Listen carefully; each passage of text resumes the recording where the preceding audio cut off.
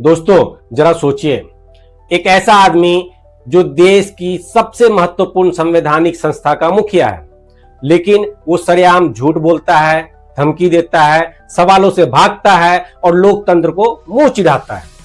वो आया था विपक्ष की वोट अधिकार यात्रा को हल्का करने, लेकिन अपनी ही धोती उतरवा के चला गया। जी हाँ, हम बात कर रहे हैं मुख्य निर्वाचन आयुक्त ज्ञानेश कुमार गुप्ता की। इन्होंने हिंदुस्तान में एक नया इतिहास रचा है, धमकी देने का, झूठ बोलने का, टोपी पहनाने का और डराने का। 2 दिन पहले 17 तारीख को चुनाव आयोग की प्रेस कॉन्फ्रेंस हुई, ठीक उसी दिन जब इंडिया गठबंधन बिहार में वोट अधिकार यात्रा निकाल रहा था। पिछले 2 महीने से कछुए की तरह बिल में दुबके हुए थे। अचानक प्रेस कॉन्फ्रेंस की याद आ गई। क्यों? क्या ये महज संयोग था या साजिश? लोग सोच रहे थे चलो कम से कम सवालों के जवाब तो मिलेंगे, लेकिन जो हुआ वो तो बिल्कुल ही अलग था। वो 140 करोड़ भारतीयों को संसार कर गए। ज्ञानेश कुमार ने झूठ बोलने में विश्व गुरु को भी पीछे छोड़ दिया। ऐसा लगता है कि जलालत झेल कर भी दांत चियारता रहता है और संविधान को ठेंगा दिखाता है। इस वीडियो में हम खोलेंगे हर परत। ज्ञानेश कुमार ने कितने झूठ बोले, कितने सवालों से दुम दबाकर भागे, कितनी बेहयाई दिखाई और सबसे बड़ा सवाल जो पूरा देश देख रहा है, वो सुप्रीम कोर्ट को क्यों नहीं दिखता? क्या इनकी कुर्सी छीनी जाएगी? क्या सुप्रीम कोर्ट सबक सिखाएगा? लेकिन रुकिए, अभी तो शुरुआत है। आगे सुनिए। यूपी के पूर्व सीएम अखिलेश यादव ने ज्ञानेश कुमार पर झूठ का बम फोड़ा है, सबूतों के साथ। योगेंद्र यादव कहते हैं 40 साल का रिकॉर्ड टूट गया और भाजपा के मंत्री खुद कह रहे हैं कन्नौज में वोट चोरी हुई, फायदा अखिलेश को मिला। महाराष्ट्र चुनाव पर एक पत्रकार का खुलासा, आंकड़े जो सैकड़ों को लपेट सकते हैं। दोस्तों, अगर आप लोकतंत्र के सच्चे रखवाले हैं तो ये वीडियो आखिर तक देखिए। एक से बढ़कर एक राज खुलेगा जो आपकी सोच हिला देगा। पहली बार है, चैनल को सब्सक्राइब करें, घंटी दबाएं, लाइक शेयर करें। ये फ्री है, 2 सेकंड लगते हैं। अब सीट बेल्ट बांध लीजिए क्योंकि सस्पेंस अभी शुरू हुआ है।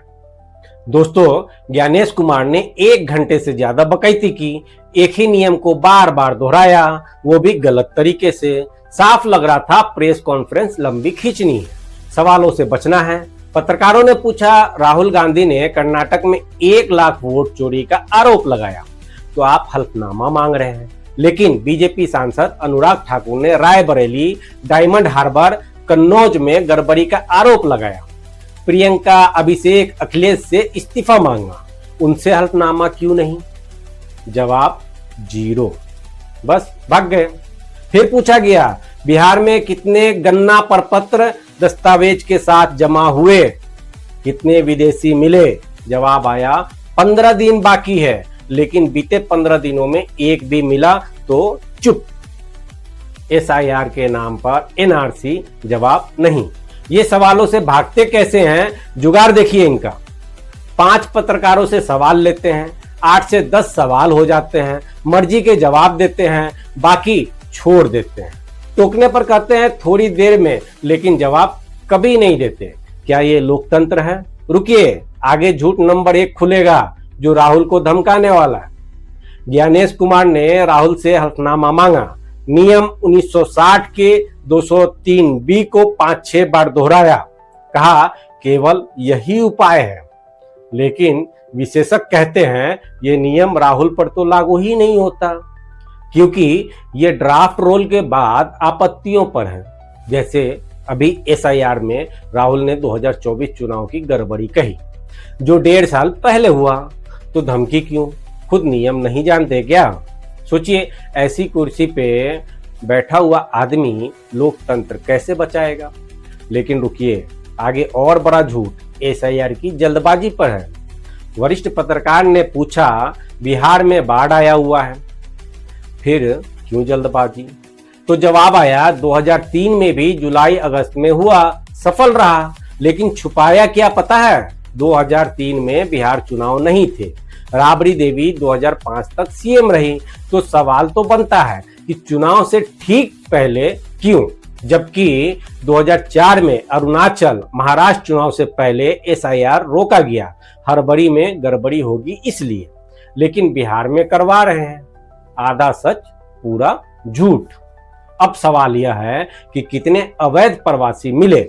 जवाब नहीं। कितने फॉर्म जमा हुए? चुप। पूछा गया कई जगह नाम रजिस्टर्ड है, तो ज्ञानेश कुमार बोले वोटर लिस्ट अलग, वोट एक ही, यानी स्वीकारा डुप्लीकेट नाम है। तो राहुल का आरोप सही है, लेकिन वोट चोरी का क्या? शकुन रानी ने 2 बूथों पर वोट दिया। बीजेपी नेता के बेटे का वीडियो मशीन दबाकर लाइव, बुजुर्ग का कबूलनामा, अकेले वोट मार के आए। राहुल का पीपीटी देखिए, 2 जगह वोट पड़ा। ज्ञानेश कुमार धमकाते हैं कि पीपीटी से डरेंगे नहीं, लेकिन खुद पीपीटी क्यों नहीं दिखाया? कार्रवाई क्यों नहीं? पूछा गया अखिलेश ने 18,000 हल्फनामे दिए, कार्रवाई क्यों नहीं हुई? ज्ञानेश कुमार का जवाब आया कोई हल्फनामा नहीं मिला, जबकि ये सरासर झूठ है। अखिलेश ने पावती शेयर की 2022 की। सवाल तो होना चाहिए आयोग हल्फनामा दे कि रसीद फर्जी है। योगेंद्र यादव ने कहा कि 40 साल का रिकॉर्ड टूटा, 10 सवालों के जवाब नहीं दे पा रही आयोग। एसआईआर क्यों? कितने वोटर जोड़े? 65 लाख हटाए, लेकिन ज्यादा हटाए, और छिपाए 1 करोड़ हटाए। मशीन रीडेबल लिस्ट बदली क्यों? सवाल तो होगा। अच्छा, एक और बात, ज्ञानेश कुमार महिलाओं के पीछे छुपने का प्रयास कर रहे हैं। बहन बेटियों का वीडियो सार्वजनिक कैसे कर सकते हैं? लेकिन विपक्ष तो सीसीटीवी मांग रहा है, पोलिंग बूथ का, बाथरूम या बेडरूम का तो नहीं मांग रहा।